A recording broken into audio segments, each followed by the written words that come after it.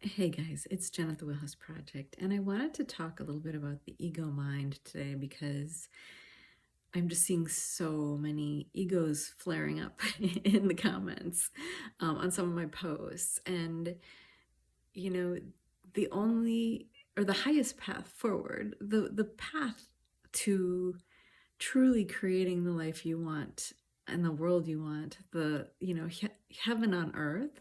Um, is about aligning the mind. And I want to explain that because we come to this planet as souls and we are pure love, pure light, pure bliss. Like we just live in bliss and freedom, and we can create whatever we want and have whatever we want. And it's just, this magical, formless existence, as the divine in form. Well, we're the divine in form, but we are all parts of the divine, I should say, as souls. And when we join up with this form, when we come for this human experience, or in other forms, animal experience, ET experience, whatever form we decide to take, and whatever experience we choose to have, is for a reason. And truly, at least for humans, the biggest part of the experience is the ego mind, is the human body and the ego mind. And that is the darkness. I mean, in a nutshell, we are the light, and that is the darkness. And I shouldn't say, that sounds really terrible to say. But the ego mind really, I mean, the body isn't darkness, I should say. The ego mind can conjure darkness, right? It can create darkness, and it really has lived in darkness on this planet for so long that, many lifetimes. And I know many would say, well, but we die, like the ego goes, the mind goes with those bodies, but we have the subconscious stays, and we have the privilege of keeping that from lifetime to lifetime.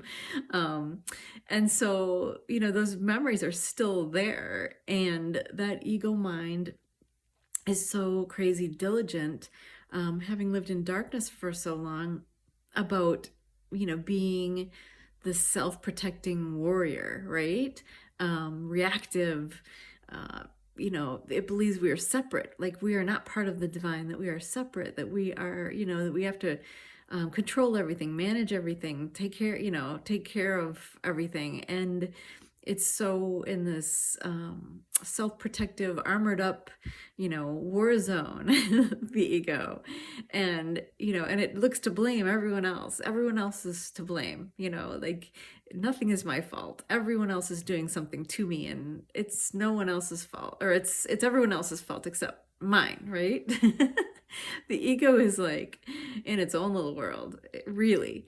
And when we really can see that, what our mission is, I should say, our mission as the soul coming into this body is not just to manage that, but to align that, like to bring the ego on board in our divinity, but it can't lead, it has to follow.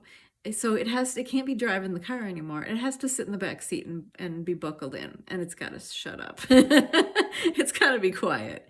But that is upon you as the soul. That is your job. And, I know I spent a long time just really wrestling with it, like feeling like I was going insane sometimes, and there's still moments for sure like that, that it's yammering on about something and it's like, shut up. But, it's really about, like we have to, that's exactly why we have to sort of like do the healing work and feel the feelings and understand it, right? It's about understanding it, what it's been through, and why it's so scared and why it's so upset and angry. And it's about really going deep with that. And that's really going internal. That's really feeling those feelings. And as they come up, allowing them, because the biggest problem is that we stuffed down, the ego stuffed everything down. It was so afraid to feel, right? So we have to feel it all to heal it all, to release it all. So as feelings come up, we need to feel them, even if you don't know why you're crying, which happens a lot. Even if you don't know why you're crying or why you're emotional, don't take it out on anyone. Just go have a quiet moment, let it move through. But, and it moves through pretty quickly. But truly, it's about, that's remembering that's like the inner child, but that's also kind of the inner child from all your past lives too sometimes. But consider it the inner child for this lifetime. Realize that it's been in fear for so long, and realize that the only way for you to move forward on your highest path is to align that ego, that inner child, with your heart, with your soul. And because until it's calm and peaceful and is able to sit down quietly in the back seat and buckle in and stop grabbing for the wheel, you are not going to get where you want to go, right? Like, you're not going to get where you want to go. And I think anyone who probably has had a screaming child at some point, that they've had to care for, like, you're not going to get very far with that. You have, there has to be calm, there has to be peace, and you have to love them and calm them and align them in your, in faith, seeing that you've got them as the soul. And that really takes, observation, awareness as the soul. You have to be able to observe the mind and see what it's doing. And even the body, like, what are the reactions in the body? And it's not about getting angry at it all, because that's also ego, because the soul doesn't get angry. The soul just loves. So it's about, even if you got upset about it or tried to control it out of fear, that's also the ego. So it's this weird, the ego can play multiple parts and multiple roles. So just watch that. But it's really important. It's more important than ever now that we just observe it and not get angry or upset about it, but just love it, stop it. It tells a lot of stories. It focuses on the past. It focuses on what it knows and what it's known in past lives. And it's all kind of dark stuff, and it's kind of old beliefs and limitation, and it doesn't understand the incredible possibilities and what the soul is capable of, and what we are capable of as multisensory beings, and multidimensional beings, which is what we are becoming. So it's got to let go. It's got to let go. It's got to go sit down and trust you and be quiet and relax. And it's happening, but it really takes proactive action on your part too, because you can't just let it spin stories, because it's creating. It's also, our mind is, our heart is our most powerful creator, and that's where we want to create from.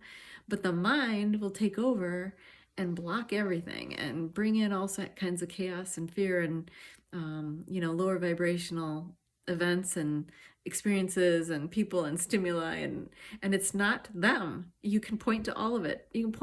See, all this is happening though. No, that's just a mirror. It's all a mirror. It's a mirror. It's a mirror. It's a mirror. Remember that. Whatever you find yourself complaining about or pointing to, remember, it's a mirror. What's going on up here? What's going on up here? What's going on up here? What do you believe? Because that is what you have to change. That is what you have to change. And if you don't change that, nothing is going to change in your life and world. And you're going to be going down a path you really don't want, because that ego driving is going to have you so far off the road. You're going to be all over the field, hitting trees and you name it. And you don't want to be there. You don't want to be there. So you have to recognize that you are the soul. You're not the ego mind. Not the ego mind. You're not this body either. But the body, it can work beautifully with the soul, and so can the mind when you really give it time and patience and love and observe and, and not get in a fight with that either. Because when we can find that inner peace, and that's what inner peace is, where the soul is driving and the mind is in alignment with it, and so is the body, that's when you will align with your highest and best life, the life that you want, the world that you want. And so just keep navigating in that direction and trust we are being supported in that. The more that you work at it too, the more that you are in that awareness 24/7, and I'm talking 24/7. You don't let the mind run off on you. Just in observation and awareness, and you really are living as the soul, you will be so supported in that. And the energetics on this planet are really helping us to align the mind, to align the body, and it's happening. Just have patience with yourself, and have patience with everybody else, because everyone is doing this right now, and some people are not aware of it at all, and they are so lost, and the ego mind is going nuts because of the incredible energetics on this planet and the purging of the darkness. So have patience with them, have patience with them. And you can't shake people awake, but yeah, I mean, you can certainly shine your light and, begin those spiritual conversations if it feels right, but you can't force anyone to go there. So let everyone be where they are. And also understand that if you encounter a lot of people that are not awake or going through that, again, it's about you learning to stay in your center, stay in your heart, stay in your light, and not get in your ego and follow them down the ego path, because, you don't want them to trigger that old ego reaction either. So be really, really aware. It's time for us to be really, really aware, and really manage the ego and the body, the beautiful body and the nervous system, and really love it into alignment and with constant 24/7 awareness, love, observation, and seeing that as you do that and as you align in your divinity, in your heart and your soul, and you live from that place, that everything else in your life and your world will align too. Watch the mirror. So much love to you.